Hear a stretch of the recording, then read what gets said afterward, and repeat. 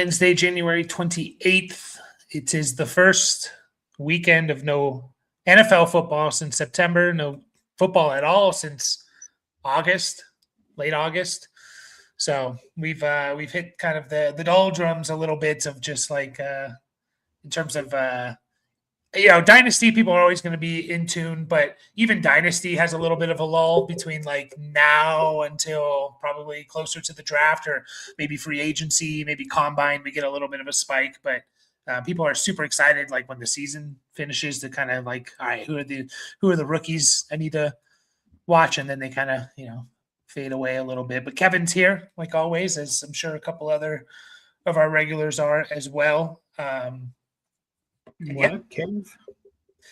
We're here. We're going to be answering any questions you guys have, talking some, what to do with some players that, we maybe spent decent, or we spent decent capital on, and, what to do with those guys. So anyways, what did you think of the two games on Sunday? Did you get to watch both of them? I know you were kind of on a little weekend trip. Yeah, we spent Sunday just lounging, recovering from Saturday's antics, and so I got to watch the games. Obviously, the first one was a little more, but it was obviously very defensive, so not as exciting from a fantasy, predictive sort of like situation. But overall, they were both like entertaining. I felt like. Obviously, the Rams Seahawks game was just a real nail biter. And I thought they were both really good. Yeah. I thought it was like fascinating with the Denver and New England game of like once that storm rolled in that apparently like no one knew that it was going to come, or maybe they knew it was going to snow a bit. Mm-hmm. Yeah, I remember in the beginning they did mention like potential snow, flurries. I just don't know if they thought it was going to be that bad. And but I thought it was fascinating because like they talked about it on the broadcast. Like so the side of the field, the Patriots were driving towards on the third quarter. That was like the side you wanted to be on. So like the Patriots just doing everything they could to get points on the board because it was tied, at that point 7-7, and then.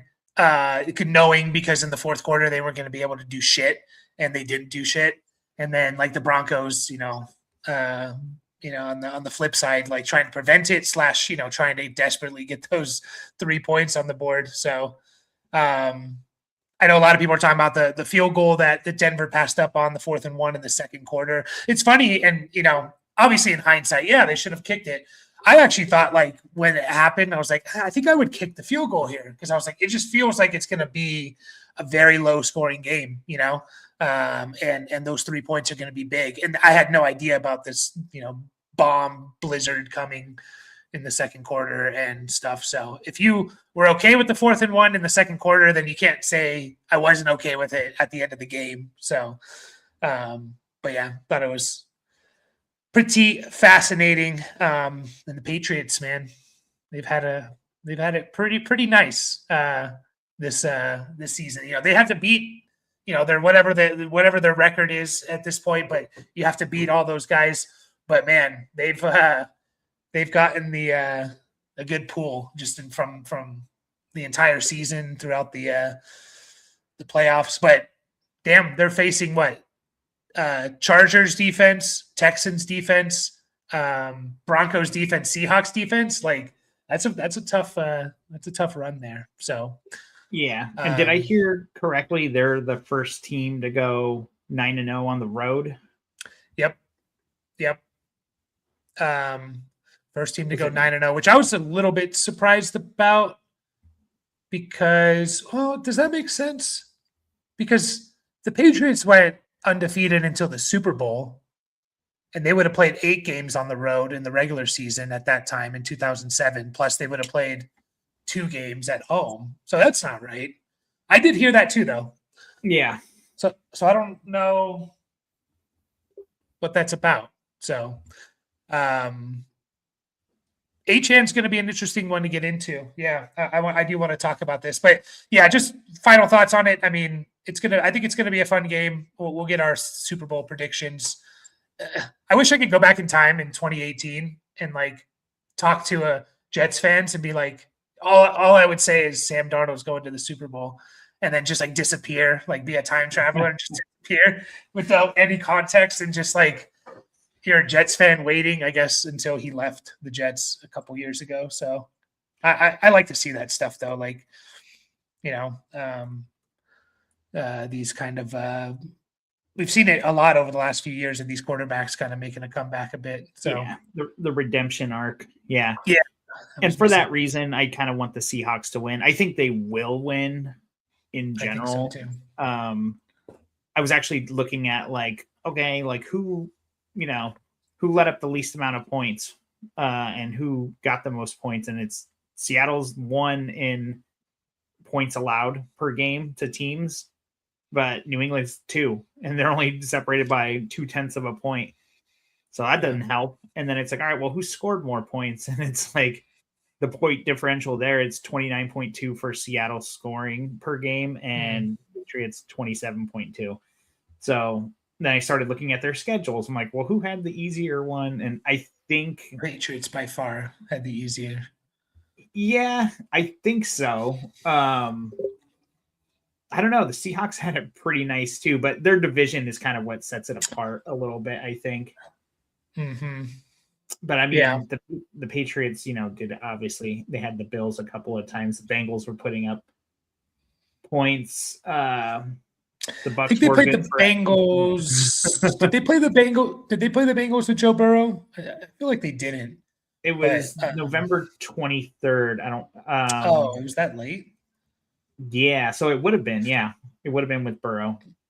Okay, I thought it was earlier this season, but wait, was that the game Burrow came back? It might have been.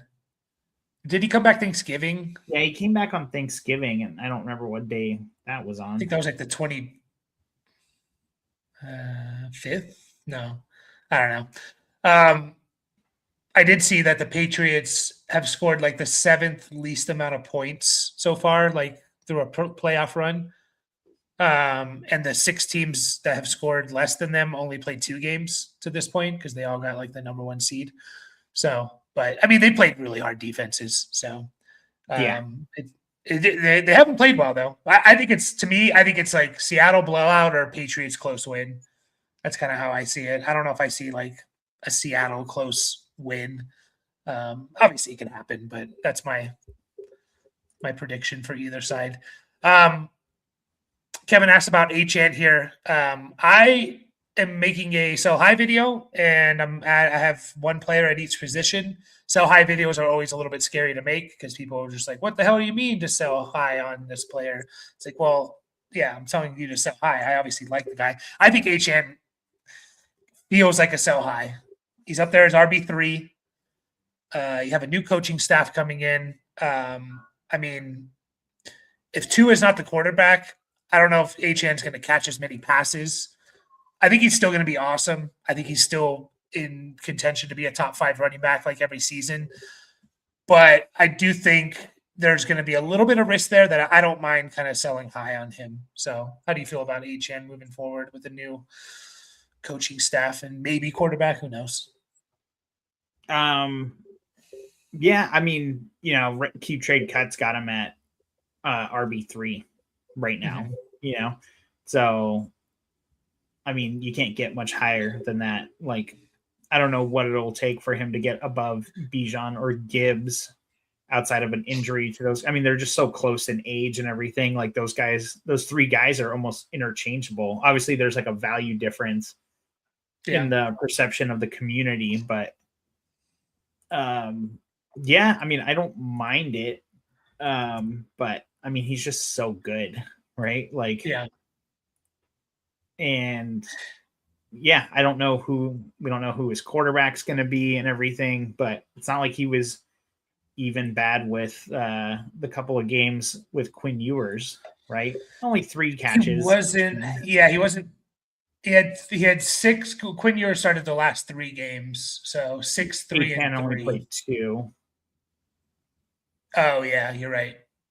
Week 15 was 2 a game. So yeah. So it could be worse. It could be worse. Yeah, the way I look at it with them, so they threw the ball 479 times. I don't know if your running back should be having like an 18% target share. Like, I don't know if you can run an offense that way. Like, HN is maybe the exception and stuff, but like, and McCaffrey, guys like that, there are exceptions to this. I don't know what McCaffrey's target share was. I'm sure it was even higher. He had 129 targets, but I think ideally you don't want to run your offense that way. But yeah, even that's like the only sample size really we have of like HN without Tua. And, he wasn't catching 6 passes a game. He was catching 3. I don't know. It's going to be interesting. Also interesting if they bring in, they hired the Packers defensive coordinator, the Dolphins did. I wonder if they bring in Malik Willis as like a competition to Tua, or if they just move on from Tua. I know there's a lot of money involved, but Broncos did it with Russell Wilson, and a couple years later, they're in the AFC Championship game. So I am going to get more in depth into that in the video there, Kevin. So check it out. I'll probably put it out tomorrow. What's up, Mick? Going back to this, would you send HN and Dak for Burrow and Brees? I don't think I would. Yeah, I think I would just keep HN and Dak. Honestly, yeah, just because the Brees Hall thing, it's like you're hoping, right? Like, obviously, like, I think it seems like he's gonna move on. The Jet situation is way up in the air, right? Mm-hmm. Don't know who the quarterback is, and wait, do they have a head coach yet? Yeah, they still have Aaron Glenn. They didn't fire him. Oh, okay. Yeah, so but they just like off their offensive coordinator, I believe, or was it defensive coordinator? Yeah. One of those. So yeah, I don't know. I'm still like, obviously, I think Brees Hall he's gonna move up a lot depending on where he goes, if he goes anywhere, and if he doesn't, it's gonna hurt, And the difference, I think Dak still got a few good years in him. He's not like extremely old. Like, I know the valuation between Burrow and him is like extreme. So let's see, Burrow 29.1. Where are you, Dak? Dak is 32.5. So less than 3. Oh no, sorry, close to about 3.5 years difference. Like, that's not a huge gap for quarterbacks. No, and that's the selling point for me is like, okay, so we look at Burrow, like, obviously we want Burrow over Dak, but no one's going to be shocked over the next 2 or even 3 seasons if Dak is just better than Burrow, or they're not that far off. Like, no one. And if you shouldn't be, like Burrow's best season, 22.5 points. I'm pretty sure Dak has averaged that a couple of times or close to that a couple of times. So I think the difference between the fall off between Brees and HN, this is a trade that could work. I just feel like if I'm making that trade, I'd need a little bit more, like, for me to justify making that trade, I guess. So, but I don't hate it. Like, if you made it, I wouldn't hate that trade, because like I do think Brees could have a top, really good season. So, but I think the fall off to HN and to Brees is a little bit too far. Should Marv send 2 in the 202 for Pierce and Pittman? Should I add a third 14-man, start 8? So 2 in the 202. So it's a 14-man, start 8. So that's equivalent to 12 teams, start 9, like in the between, right? 12 by 9, 12 by 10 in between those two. Closer to the 12 by 9. If I do my math right, you're the math guy. Sorry, I wasn't like checking it. 12 teams start 10, right? Isn't that 84? It's 120. Oh, it's 14. 108. Yeah, 12 team by. Sorry. Yeah.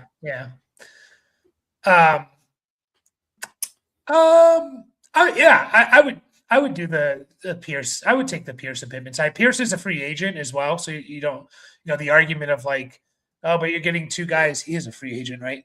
You're getting 2 guys on the same offense. Like, that might not even be. It might be a moot point in 2 months.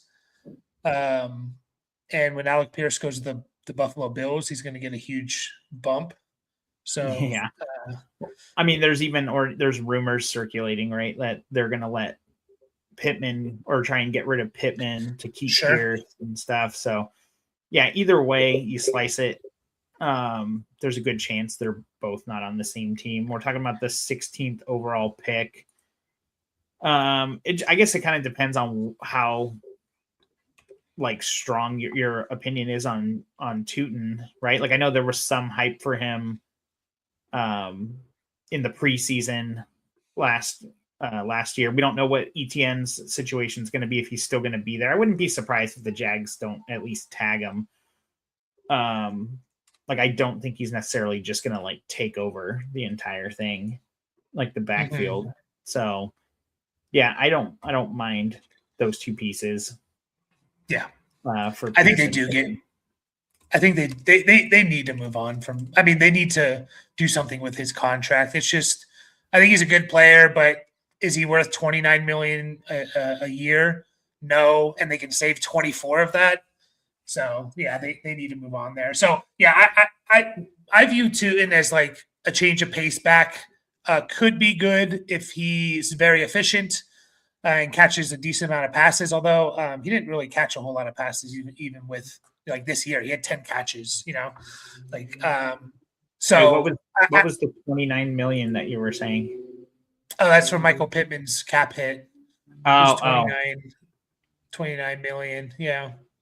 And they can, if they cut him, only 5 of that is dead cap. So if you're going to save 24 million, like you're going to move on from Pittman. Yeah. I like the Pierce and Pittman side. If you need to add the third, sure. I don't know if you need to necessarily, if that person's like open to making, moving those players. Is Drake May still the Dynasty 1 or 2 overall, in your opinion, even after not a great playoffs from him? I don't even know. I don't know. It's hard to say. Like, I mean, Josh Allen's still my 1. That part's easy.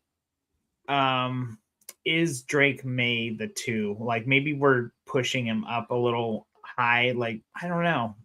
Like, I mean, I still think Lamar can get it done. Obviously, Caleb has rose a lot, and Jaden Daniels had the sophomore slump due to injury. So I really think those guys, and in 6 point per passing touchdown, I would even throw Burrow up there still. Like, I feel like it's kind of a tier, like a big tier. You said Lamar? So I said Lamar. Okay. Yeah. So I don't know. I mean, I think you can tear down from Drake May for one of those other guys if there is a perceived like huge value difference. So yeah. I don't know. I always have a hard time putting guys in actual like specific order. Yeah, I think it's fair that he's like the 1 or 2. I get it that he's the 1 or 2. It feels a little Justin Herbert-esque. If you remember Herbert after his second year. Now Herbert had a better rookie year, which, is a difference there in the favor of Herbert. Herbert had a really good rookie year, had an even better sophomore year. And Herbert, go back and look at the Keep Trade Cut rankings. He reached QB1 at one point. And now, he's floating around QB7 and stuff. And I think he was, probably closer to 12 at one point. And like, it's not like a huge fall off. I would absolutely be tearing down, like you said, from Drake May right now. And again, I'm the biggest Drake May fan. I was telling everyone when he was ranked QB7, 8, 9 in the offseason, I was saying I'm valuing him as a top 5 quarterback. I didn't think he would be QB1 necessarily, but I think he's going to have a really good season. And my value on him is like a top 5 guy. And it played out that way. But I think it is time to tear down, not just straight up sell, but to tear down from him, because he's not a rushing quarterback. I had this argument about like Bo Nix as well. Of like, is Bo Nix a rushing quarterback? I don't consider them rushing quarterbacks. Can they run for 60 yards in a game? Yes, but like, is it part of their game plan to have 40, 50 yards rushing from the quarterback every single game? It's not. And to me, that's not a rushing quarterback. It's not like Lamar and even like a Josh Allen around the goal line. So of course, like May can have he's had 4 games this year over 50 yards or more rushing, but he's also had 1, 2, 3, 4, 5, 6, 7 games of under 15 yards rushing. I don't think Lamar in Lamar's like prime does, he doesn't have that type of those type of games and stuff like that. So I'm always a little bit hesitant with these non-rushing quarterbacks, putting them above the elite guys that we've seen before. So should he be up there? Sure. Would I be tearing down from him? Absolutely. So, 2/3. What is Christian Watson's value? Would you sell him for 2/3? The question right above it is where he was asking, should he add a third to that trade? So I don't know if the 2/3 is part of that. Mm. And then what is Christian Watson's value is a separate thing. But yeah, I would trade 2/3 for Christian Watson. You would want the Watson side. Yeah. Why? I don't see why not, especially if it's 2/26 thirds, No, I agree with you. What's that? I agree with you. I was just clarifying that you want the Watson side. I mean, it's 14 team start 8, right? So making Watson one of those starters is probably going to be tough. But I mean, obviously, in that type of with a 14 team league, like sometimes you kind of get forced into that kind of stuff. So better on buys, I would say. Mm-hmm. Obviously, he's got to be healthy. And he's never going to PPR. It's like not as good, obviously, also. Yeah. It'll be interesting. I don't know when we're ever going to be able to trust any Packers receivers. We've been saying it for a couple of years. It's like since Adams left. Yeah, I don't think if Dobbs goes away this coming year, like that does anything for Christian Watson's value. So it's like really hard to like predict anything. But obviously, like the upside is there. He can get 2 touchdowns on 4 catches. Where would you guess he ranked in PPR points per game? I'm going to say like 20. Yeah, almost bang on 19. I was actually thinking 18. I was like, no, that's too high. And I was thinking 22. I just know like his production is just so touchdown heavy, Yeah. But we know that's a part of his game too. So it's like, obviously he's not Mike Evans, but you can say the same thing about Mike Evans' career before this year. Yeah, I mean, I remember talking about it with Watson in his rookie year, where it was like, he's not going to have 7 touchdowns on 41 catches, right? Like no one does that. 17% touchdown rate. I mean, he's 20 with 133, so yeah, I was he's not that far off. I mean, 5 touchdowns in the second year on 28 catches, and then 6 this year on 35 catches. So it's kind of what he does. 15% of his catches are touchdowns. So, yeah, we need to see a healthy season. I'm willing to take that risk on him. Packers, we'll see what they do. They don't have – I'm going to check their draft picks. I know they traded, a decent amount for Michael Parsons. So let's see what draft picks the Packers have. They have a second for him. Yeah. So they have a second, a third, a fourth, a fifth, a sixth, a seven, a 3, 7. So they don't have a first round pick. They don't have a pick till 52nd overall. Going to be tough to find a receiver that's going to come in. It could happen, and this class I think is actually pretty good for receivers. There could be like 12 second and third round receivers taken. I'm willing to bank that Watson's the best wide receiver, especially with Dobbs on as a free agent. They could bring him back, but so I think he is. Like, if you're talking 204, 205, I think I'm fine selling Watson for that. Even in this draft class, I think already I'm starting to like this draft class more To me, we're already pretty close, depending on where people go, of course. But I can see a path where we're really excited about the entire first round, and then we just need a couple other pieces to fall in to like the first 15 picks or so. So like the 204, I think I would trade Watson away for. Anything less than that, I think I'm just going to hold.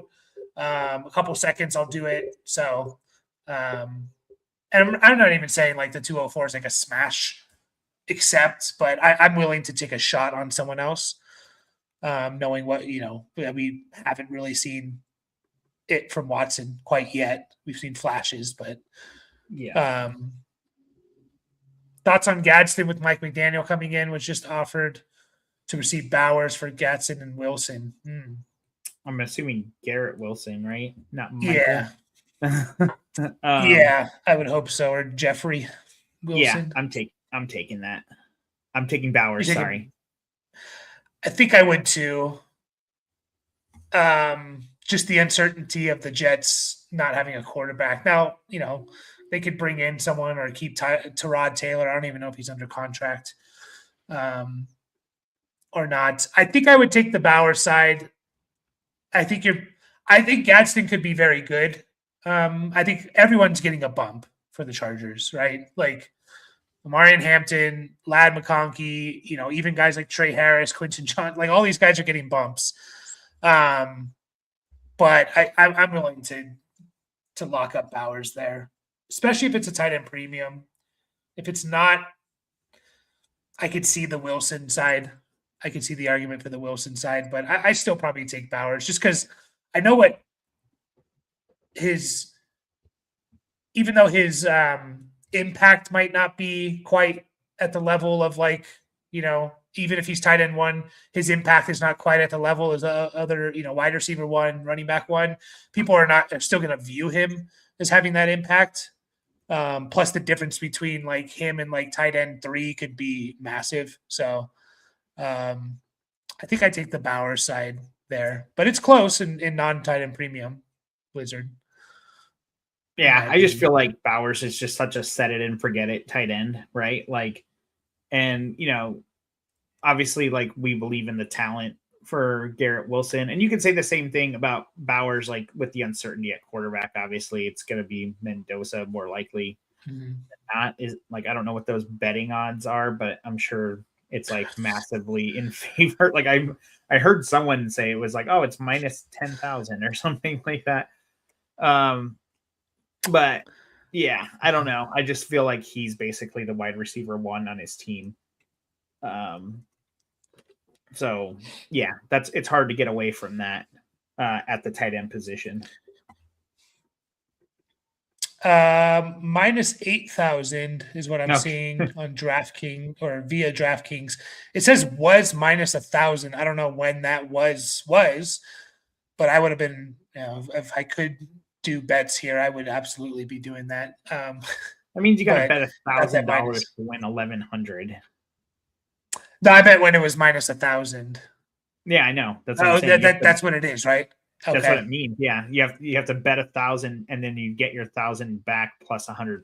I'm pretty sure that's how the minus ones are always the harder ones to realize. I'm pretty sure that's what you have to bet to win $100. To win 100, yeah, that's right. Yeah, because the pluses are easy. It's that's what you would win on a $100 bet on top of your $100 back. Let's put $50,000 on Mendoza to be number 1, and then he goes back to school or something, or Eli Manning's himself out of the. I guess Eli Manning still got drafted number 1 though. But anyways, yeah, I would take the Bauer side there. Easier in tight end premium, but I mean, Blizzard. Let me just say this: if this was Trey McBride, would you make the trade pretty easily? Would you take the McBride side? And if the answer is yes, then it should be yes for Bowers too, because I think they're that similar of players. Obviously, McBride a little bit easier because you just saw it, but Bowers can do that pretty easily. So, rooting for the Rams to lose because I didn't want Stafford to retire and ruin all of Rams. That's a good point. I mean, he still might, but I think it was more likely that he retired if they won, right? Yeah, I don't know. We definitely talked about that right? Where it's like, what's more likely? He retires like losing in the Super Bowl or winning the Super Bowl. Like, I don't know. You can kind of see the argument both ways. Like, I just heard a thing about Kelsey today, where it's like, yeah, they said he's going to come back. Obviously it's way too early to declare that, but it's like, I get not wanting to end your career on a down note, but I mean, would you even say that was a down note, like for Stafford to end his career on? Like, I wouldn't even think it is, Especially if he wins MVP, he wouldn't be. But I get like, you feel like you're right there. They got 2 first round picks. One of them's in the top 10, top 12, because they got the Falcons one 13th. So they have the 13th overall pick. They can add someone there. Yeah. So I tried selling HN for 2 firsts all season and no one bid. That's a little surprising. People are scared to trade picks. They really are. Yeah, they are. 2 firsts for HN. He's 100% worth that. And if you're getting anything less, then you're selling too short. It's always hard to get the 3 firsts because it's hard for a few reasons, right? It's like, I mean, who has 3 firsts unless you can trade 3 years in advance, which, our leagues do. But even that's like still kind of like, it's tough, like 3 firsts is almost like max value for any one player.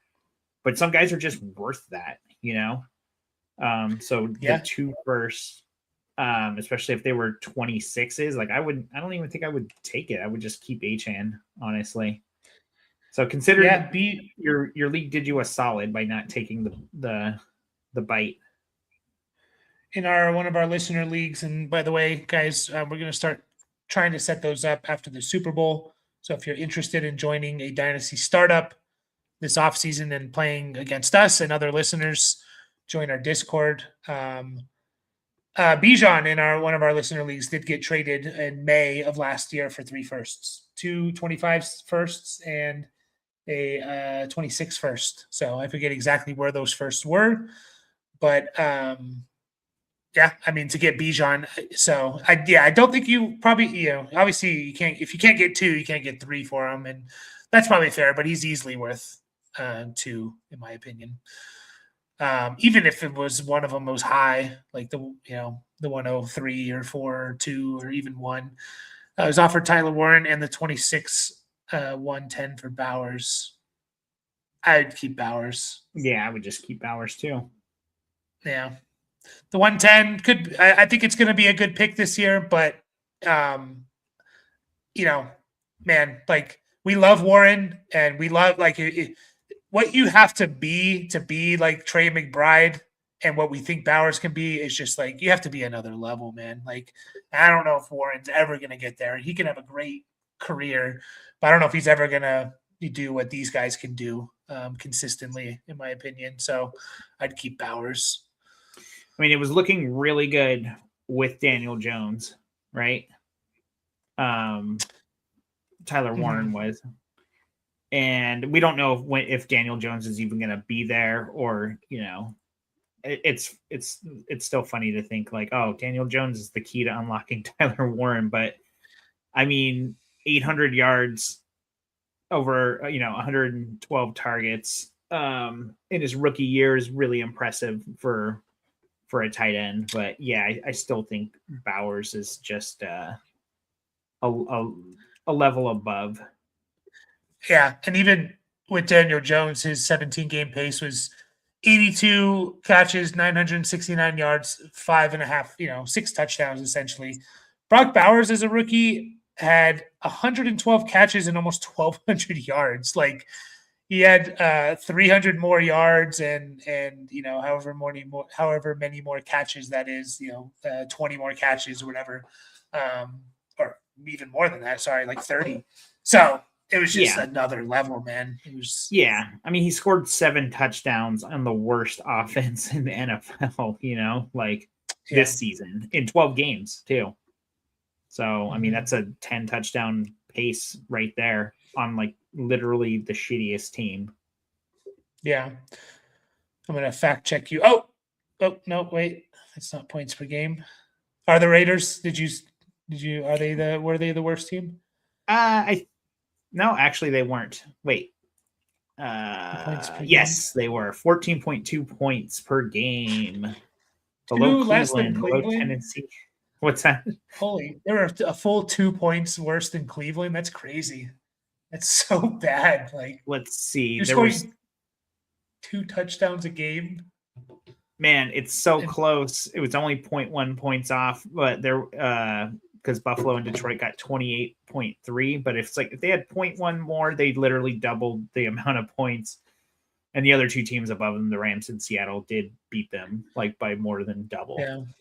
So it's crazy. How many touchdowns did the Raiders score this year? I want to find this. I see 25, but that's StatMuse is always a weird one. Yeah, no here. defensive scores. This is true. NFL team. This is team touchdowns per game. Anyways, if it is 25 offensive touchdowns, I mean, Bowers had 7 of those. Geno threw 19. Yeah, there's a better way to find this. Yeah, All and right. Gentry had 5 rushing. So I mean that's 24 right there. Yeah. I don't know who else would have. I mean, I'm sure someone. Yeah, passing touchdowns 20, rushing 5. There you go. 25. Wait, didn't you say Geno and Gentry had those? So no one else? No, well, Geno missed week 15 and 18. So Kenny Pickett must have thrown 1. Yep, he threw 1 in week 14. Not even the game he started for Geno, and then the game he came in for Geno. Yeah, so Bowers had over 33% of the passing touchdowns, and over 30% of the total touchdowns or whatever. So, yeah, that's impressive. And I think Mendoza. We don't know who their head coach is going to be yet. I don't really know what the options are. I know Brian Daboll is kind of rumored. That's going to be a big one. Like, who's going to be their coach? Maybe Clint Kubiak, the Seattle Seahawks offensive coordinator. But, I mean, you're getting a better quarterback in there, hopefully, in Mendoza. Straight up deal Packers. Yeah, I mean, Chase Brown's easy there. Yeah. Easy. Yeah, take advantage of those fandoms if you can. I like Mick's comment at the very bottom where he said finding Raider touchdowns is not easy. It's like, no kidding. Yeah. I remember telling, our family friend, Moses, like, I mean, I think the Raiders are going to be good this year. I remember him just being like, when I see it, basically, like, okay, and I was like, no, they have like Pete Carroll and Geno and Gentry and Bowers, and I like Besh, and it didn't. Daboll got hired as the Titans OC. Yeah, I know he was in the running for the Raiders job, and then that fell through there. So, Caleb says he's got Marv, BTJ, Rice, Garrett Wilson, Devontae Smith as my wide receivers. I've gotten offers on Marv, Wilson, BTJ, but everyone's trying to buy low.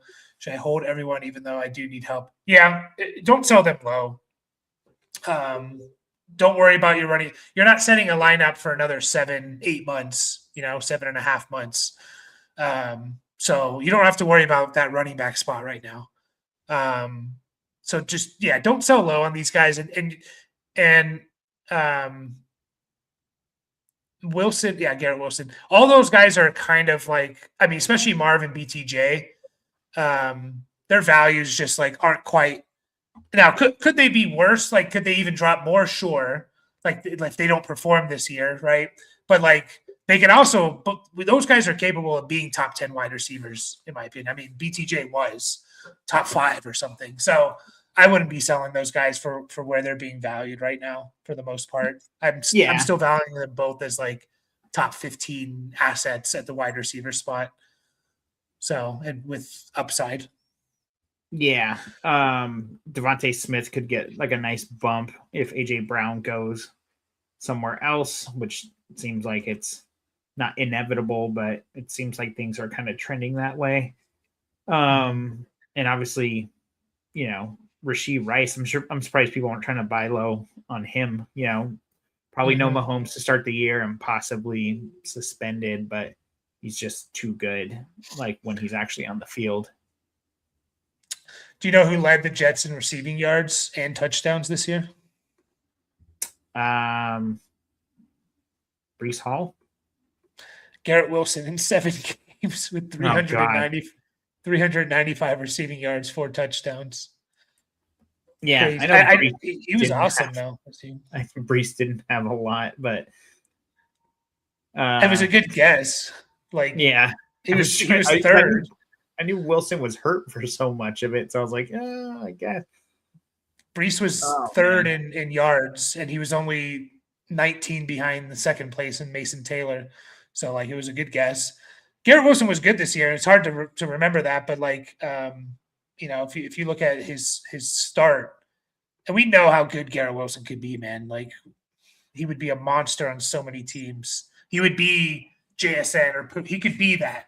It's just his team is holding him back, So, damn, he had 11. He was on pace for 11 touchdowns this year. I can't imagine the Jets scored that many. So, I like Daboll for Cam Ward. Daboll, I heard this somewhere today about the how much RPO style offense, run pass offense that run pass option that he ran with Daniel Jones, and maybe it was also with Dart. And that's what Ward was really good at in college too. So I'm hoping they do a lot of RPO offense, which is usually, it simplifies things, because if you don't hand the ball off and run, you kind of know who you're going to throw the ball to. It's because you have to throw it quickly, or else the offensive linemen get downfield, and then you get an ineligible downfield pass.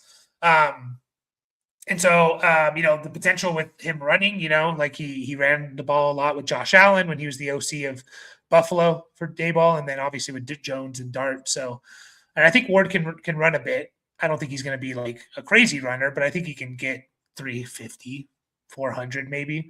I don't think that's shocking for him to get 20, 25 yards a game. So I really like the hire there. They need a weapon. I like Io Manor. I like DK. I think that there's a good core there. They need an alpha, and I hope they draft one 4th overall. There's a couple receivers they could take. So, BTJ might be a good buy low with the Hunter news that he could. Yeah, I did hear that too. Super high on Parker Washington. Yeah, for sure. Yeah, Brian Thomas. I'm sure we're going to talk a lot about him over the off season. Obviously, we've talked about him a bunch. Super fall from grace. Do you think he was just playing hurt all season? Because I know he was hurt to begin with, and it seemed like he might have re-aggravated something. Was he hurt in the in preseason? I thought he was. He played the first game. I thought, I don't know. I don't even know how to look that up. All right, you have a pretty good site for injuries, right? Yeah. I don't know if it shows it usually shows games they actually missed though. Yeah, he didn't miss any until week 10. But yeah, and it was hard. It seemed like him and I think it was, AJ Brown was kind of like that to begin the season, where it's he's still getting the targets, he's just not doing anything with them, Okay. Sorry. He entered week 2's game with a wrist injury. So I don't know about preseason, but he did enter the week 2 game against the Bengals with the wrist injury. He was on the injury report. So wrist, hand, you got to catch the ball. It's so hard to know what to do with Brian Thomas. It's super hard. Yeah, and obviously, we've said this at least 10 times. All of his his really good production was with Mac Jones. Mac Jones greater than Trevor Lawrence? We thought so last year, but not. Obviously Lawrence had a huge revitalization to his career. Is he the comeback player of the year? Who else? I thought I remember hearing the odds, and McCaffrey was back up there. He was like the first player to be like comeback and in the MVP odds or something like ever.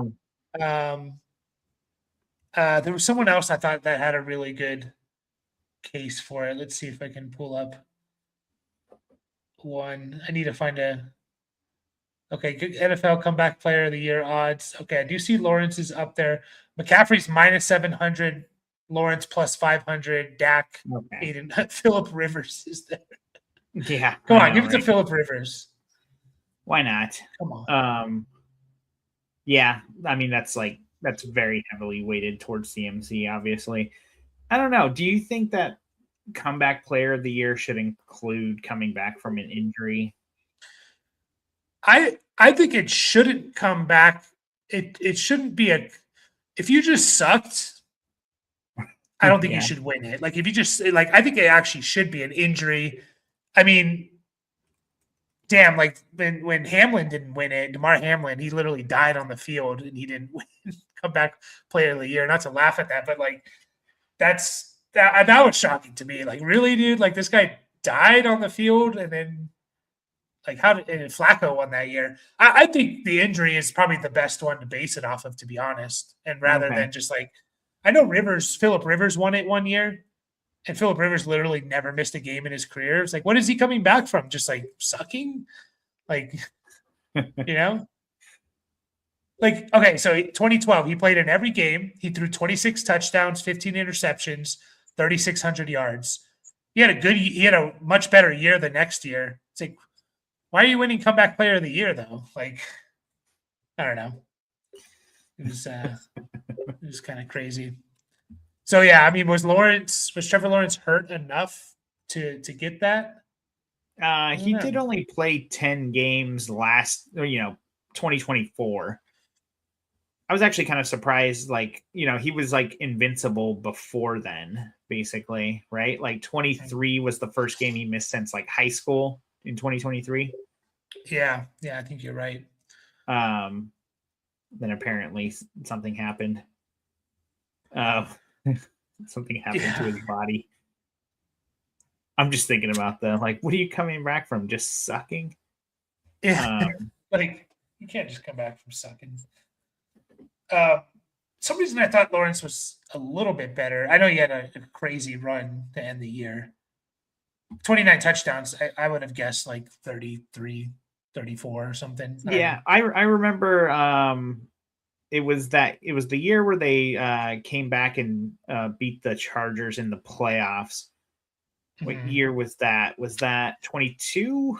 Might have been 22, yeah. Yeah, well, whatever year it was. Yeah, it was I remember, I think it was, because I remember you saying, like, I feel like this is kind of Trevor Lawrence's ceiling, right? Like you basically said, like, 4,000 yards, 25 touchdowns, like, that's fine. It's like, but I don't know if he can get a whole lot higher than that.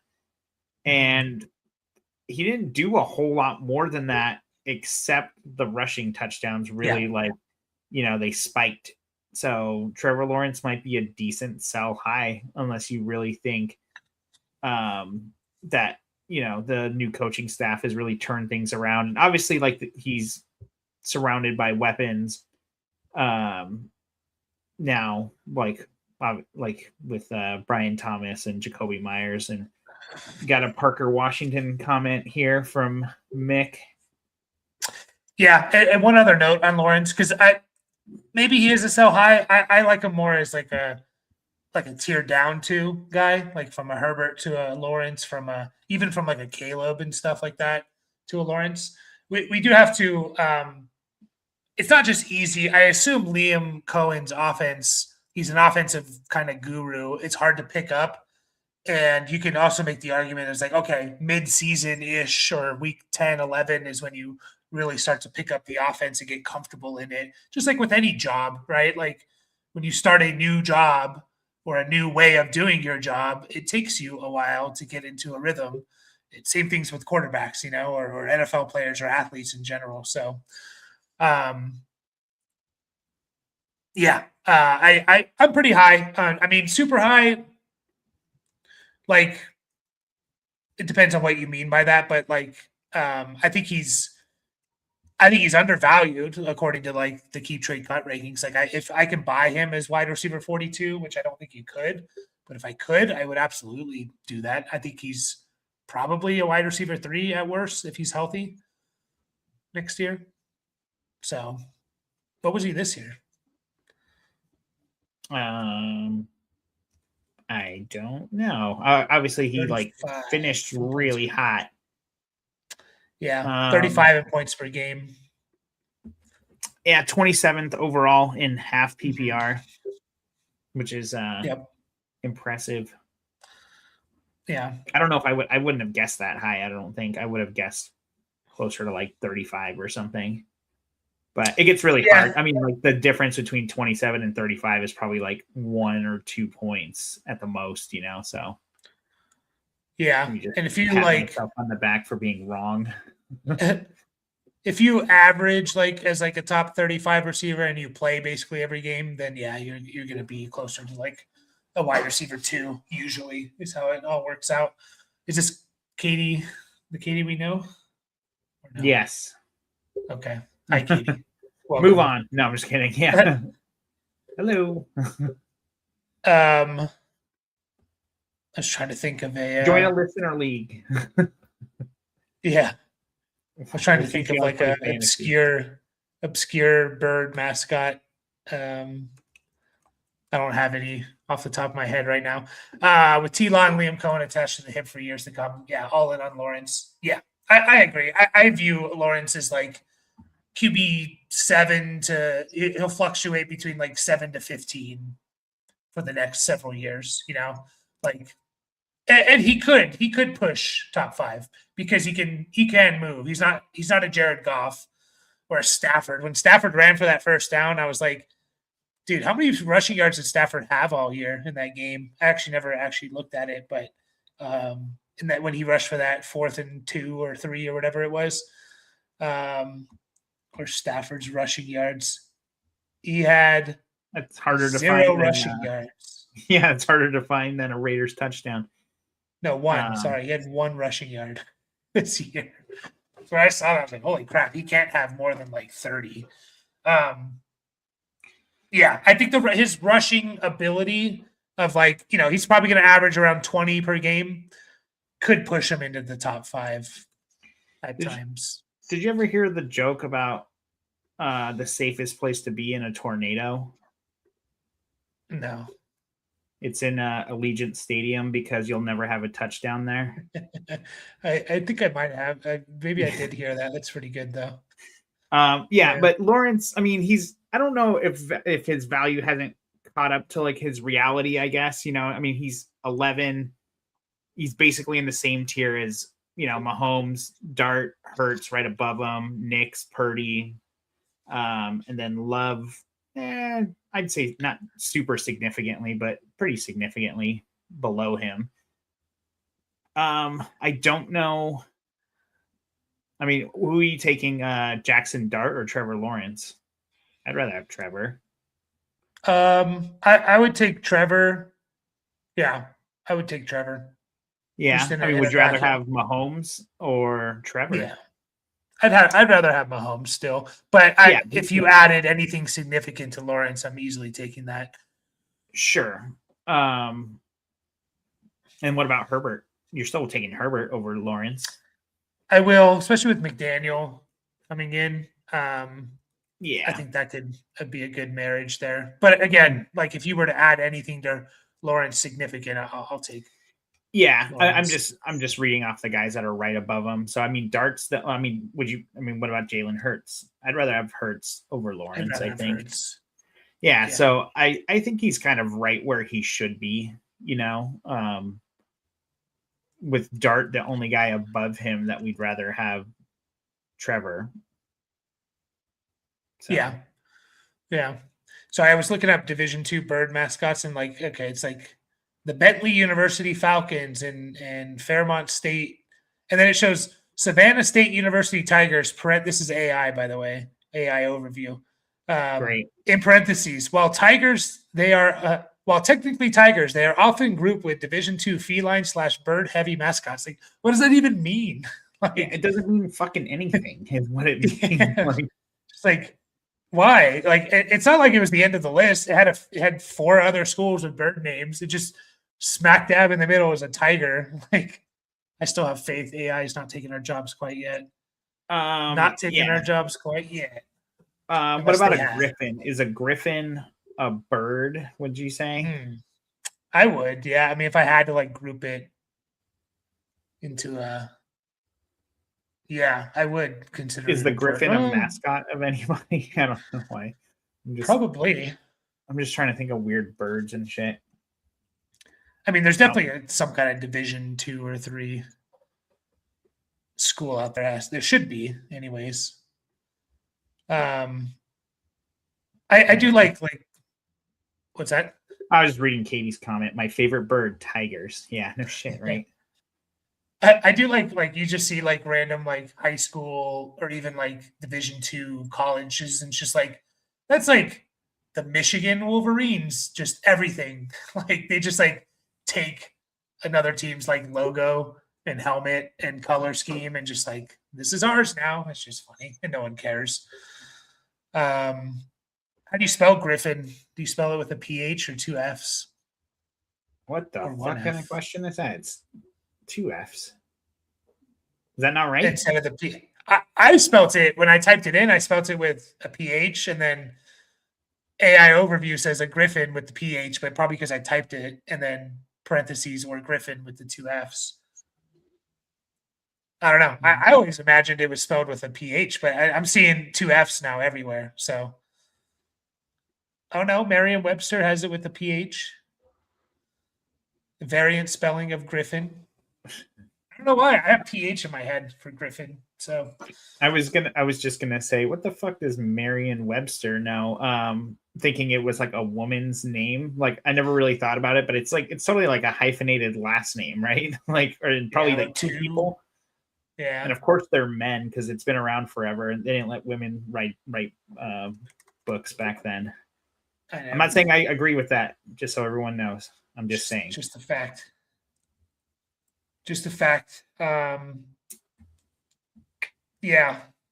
I'll have to dig into these Division 2 teams more. I'm still upset about the whole Tiger thing. But yeah, we'll probably take off here after we got derailed there, and I enjoy getting derailed into bird talk or whatever. But Saturday we're going to be live actually in the evening.